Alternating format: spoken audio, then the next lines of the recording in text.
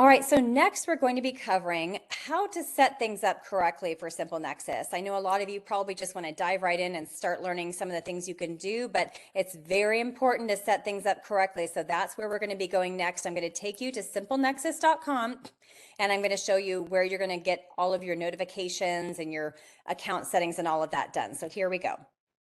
So here we are at the SimpleNexus.com, and what you're going to do to set things up correctly is you're going to go over here to the left where it says settings, and you're going to click on settings, and the first place we're going to go actually is app settings. So let's go in there first. So you can see in here when we get in that you want to make sure that your information is correct, that your picture is in there, your address is correct, and your logo. Now keep in mind, if you guys are a new branch or even just new as a loan officer, it could be that this information is not how it's eventually going to be. So let's say your license, maybe you're currently tied to the main home office, Roseville, or maybe your DBA logo and all of that is not quite in there yet. That takes a little bit of time when you guys first get going. So we have to wait to get the DBA approved, and then once that's all done, then we have to actually send in a request to SimpleNexus to create the app to show your name and logo under a DBA. So if you guys have a different name or maybe even a different address, that'll all kind of come together once all of the licensing pieces happen. So don't worry too much about that part of it. But what you also want to do is come down, and then under these web links, there's so many options of what you guys can put in here for web links. So for example, and I think I'm going to end up adding this in as well, but you can put in like the page for your reviews and call it what people are saying about me. And then it just goes right to your review page, or maybe you have a special first-time home buyer class you want your borrowers to have access to. These web links that you're putting in here, these are going to be ones that the borrowers and the realtor are going to see and have access to. So same thing with maybe company website or making a first payment. You can have a lot of different possible links. All you're going to do is click on add link. It'll ask you which one it's for, or if you want to call it something in particular, you can say other and then name it.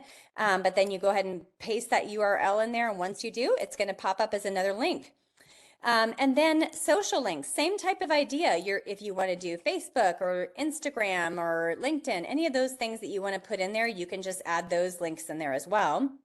Down below that are the links that are just for the loan officer. So you, the loan officer, if you want to go ahead and have links that you access while you're on the go, maybe it's the Hub or Total Expert or MBS Highway or median income lookup tool. There's all kinds of things you might want to just have quick access to.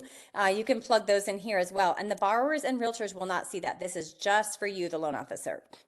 Then below that, it also gives you the opportunity to put in a preferred home insurance provider. That information will be provided to the customers when they have an address on the property that they're going to be doing. They're going to be assigned a task to provide the hazard insurance. And so it's going to give them an option to be able to maybe check out this preferred home insurance provider that you have in case they want to get a quote from there. And then below that, you'll see it talks about your bio, so you can modify that, and then state licenses. So it'll show which licenses you have currently. Next, under the settings, you're going to go to account. So in the account settings, this is actually an area where you can do a number of things. One is you can change your signature that is on your pre-approval letter and pre-qual letter. There's an auto-generated signature that pops up, but if you want your own special signature, you can go ahead and pop that in here. You can change your password, of course. Also, notification settings. This is probably one of the most important things when you're setting things up, because I've had people tell me, gosh, this borrower completed an application and I didn't even know. Well, your notification settings need to be turned on to notify you. And you can be notified via email, and in some cases you can be notified via text or maybe even a push notification. So make sure you go through each of these possible items that you can be notified on, and make sure that you mark it. Also, if you're going to be gone, maybe on vacation, or maybe you've got other team members that don't have an account and you still want them to get notified on certain things, you can actually add in team members in here and put in their email addresses that you want certain notifications to be forwarded to. Now, going further down, you'll notice there's also an option to enable chat. So if you want chat to be enabled, it's automatically enabled, but if you want it disabled for any reason, you can also disable it. Couple things though, if you are going to keep chat enabled that I would recommend, one is make sure that you have the notification up here marked that says notify loan officer of unread chat messages. You don't want to miss any communication coming from your borrower, and they don't really have an option for text right now on that. That's kind of a bummer. I'm hoping that that will change, but for now, we do have the email option. And then you can also mark that automatically for your real estate agent and your borrowers as well. So you can mark that you want them to be notified when there's a chat taking place. And just so you guys know where that chat takes place, there's a place on the actual mobile device itself, which we'll show you at a little bit later time on the other video that covers the mobile pieces. This is going over the web dashboard and at SimpleNexus.com, but there is another place here that you'll see it where it says chat.